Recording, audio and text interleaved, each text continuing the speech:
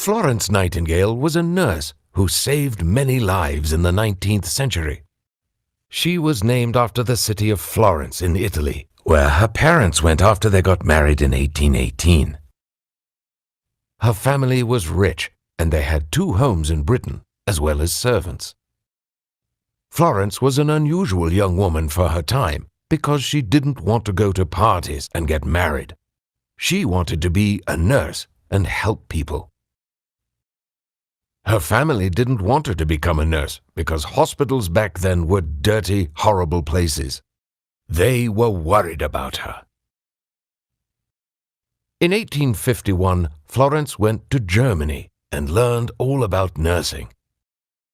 It was hard work, but she loved it. In 1854, lots of British soldiers went to fight in the Crimean War. Army hospitals were filled with injured men, but there were no nurses and many men died. Florence and a team of nurses went to help.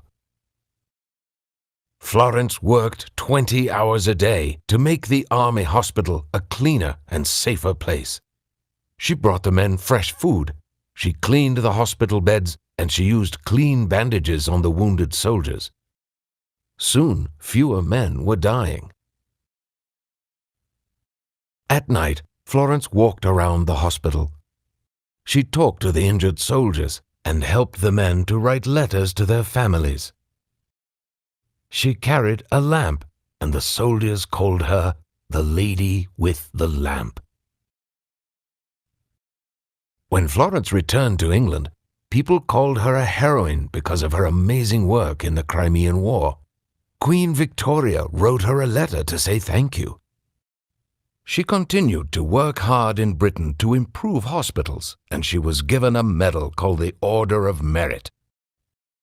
She was the first woman to receive this honor.